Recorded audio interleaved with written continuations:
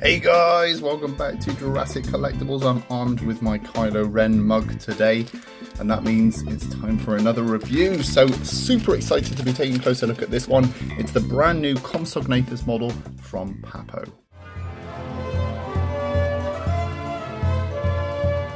You can find the item featured in today's review and more at everythingdinosaur.com. Check out their site today. So if you didn't know already, Papo specialise in making high quality dinosaur figurines, and this one happens to be a close resemblance for the little green dinosaurs that we see in Jurassic Park, The Lost World, the second film.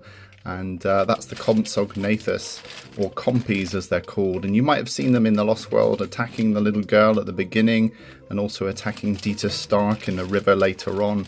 And yeah, I'm really excited to be taking a closer look at this one today. So without further ado, let's get this one out of the packaging. Oh, can't wait. It looks quite big to me.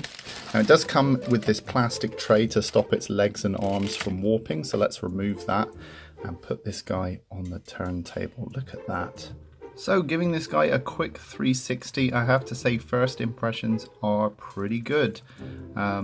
It definitely resembles the dinosaur that we see in The Lost World. The detail looks much nicer now that it's out of the bag, and I love the detail of the striping running all along the body. In hand, it's actually bigger than I expected. It's roughly 20 centimeters long, and that's obviously because of its long, slender tail.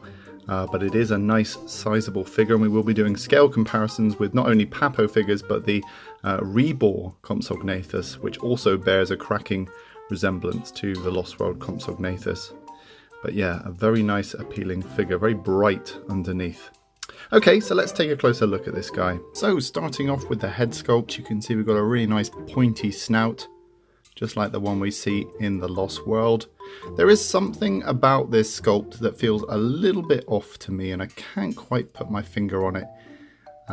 It's just ever so slightly. It's a very good likeness, and to be honest, if you looked at it really quickly, I don't think you'd really bother. But just looking at it, I think there's something that's slightly off from The Lost World Compsognathus, maybe just in terms of where the eye is placed. Or the proportion of the head. It does have an articulated jaw, so if I open up the jaw, it goes really, really wide, which is perfect if you want to attack your action figures. And obviously it's more of a 1/6 scale figure, so you know, if you were doing something like a diorama, you might want to use something equivalent to a Hot Toys figure rather than a Jurassic Park figure. Really lovely scaling all across the body. The sculpt is incredible. I love the use of colour here, the way they've got this almost like creamy colour underneath and then light green on the top with these dark stripes. The sculpt is just impeccable as we continue down to the arms. The material is almost like a hard rubber. You can see I can bend the arms, but they do have some resistance. Underneath we have this sort of like orangey base coat going on, and I'm not fond of that brightness, I have to be honest. Really lovely detail here going across the torso. You can see the scapula coming up there, really nicely painted and weathered hands and hand claws. I think there's some variance here in the pose. It's not just squashed, this is actually intentional, so there's some nice contrast in the sculpt from side to side. Again, you can see more of this oranginess coming through. It's obviously like a base color that they've used, and I'm not too fond of that. It looks a little bit too bright to me, but luckily it's on the underside so you don't see it too much. Really nice clear musculature in the legs here. Lovely washes used throughout to really help all that detail pop, and there's a lovely feeling of sheen all across the body, which again feels very much accurate to the Lost World Compsognathus. Nicely detailed toes there, painted with a nice glossy black. Just lovely mixes of greens going on and just lovely detail throughout. As we move into the tail, really nice sculpted scales going all the way along. Nice little square scales. Nice little gentle curve in the tail. Very, very nice here. On this side we've got a bit more of this orange coming through, which could be intentional. It could be to try and imitate modern day lizards like the basilisk. I know some lizards have really bright undersides. So it could be based on natural history, in which case it's cool, but it's not, doesn't feel accurate to the Lost World Compsognathus. Nice feeling of the musculature coming through the surface there. Also in the leg here, really nice bird-like feet. They just look fantastic. And as we move back up into the torso, you can just see the ribcage just lightly protruding through there. Just lovely detail. Just really nice airbrushing and weathering to help bring this thing to life. Papo really do excel at that. And then we're back to that gorgeous head sculpt, and you can see it's got a really nice, genuine, wet looking beady eye, which I think is really nice. So one thing I am having trouble with is getting this guy to stand with the tail off the ground. I don't know if it's this label, but even when I weight that to the front, it's still falling back. So maybe with some hot water and a little bit of pressing down, I can get his feet angled so that he can stand up properly. But right now he rests on his tail back like that, which is kind of cool because actually in the Lost World they do kind of make that sort of begging bird-like pose. So just how big is this guy? Let's whip out a tape measure.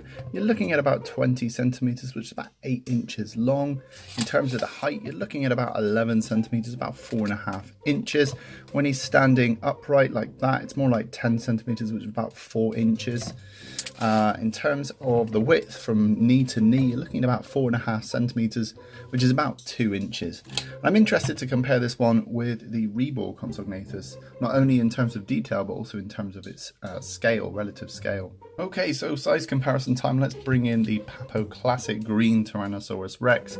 You can see just how big this Papo Compsognathus is. It might surprise you in terms of its scale. And it is nice to have a larger version of this figure, just for the detail and having it on your desk. Next, let's bring in the Papo Brachiosaurus, a beautiful figure. We have reviewed all of these on the channel, so links are down below if you want to go and check out these individually. But you can see how the Compsognathus scales up next to this figure. Next, let's bring in our good friend, its off-color Alan.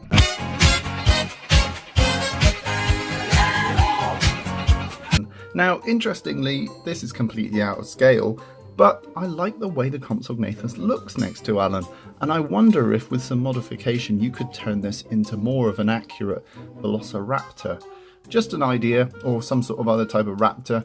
I just think it's got that sort of novel Jurassic Park raptor sort of feel to it. Thanks, Alan. There he goes. He's leaving the review table. Okay, so let's bring in the Reball Compsognathus for comparison. And you can see instantly that the Papo Compsognathus is much bigger, which has afforded them more room for detail on not only the sculpt, but the paint job. Here's a quick look at the head sculpts and paint jobs in comparison.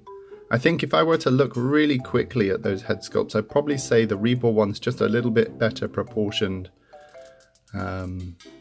But, you know, the Papo one's more detailed because obviously it's slightly larger. You can see the teeth probably look better on that one than they do on the Reball.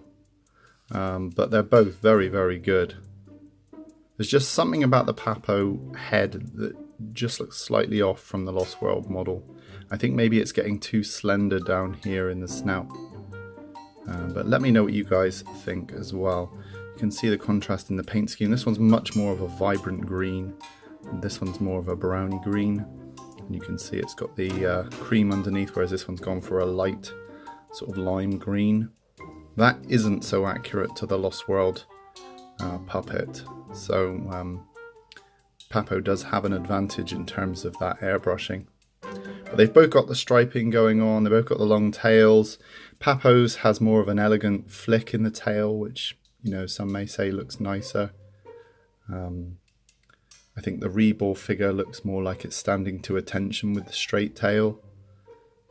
So, you know, it's up to you what you think. But let me know what you think down below. So there we have it, guys. That was today's look at the brand new Papo Compsognathus. I think this is a really beautifully sculpted and painted figure. The only downside for me is that bright orange colour that you get when you turn it underneath. But actually, when you look at the thing as a whole, it actually benefits having that sort of gradient from green into a creamy colour. So yeah, very, very nice. Larger figure if you're into your Compsognathus. There's loads of different Compsognathus figures and even full-scale collectibles for you to choose from. So yeah, if you're a Compsognathus fan, 2018 and 2017 have really been your year. Okay guys, rate, comment and subscribe, and I'll see you in the next video. Now you've seen it reviewed, why not pick up your own at everythingdinosaur.com. Link is in the description.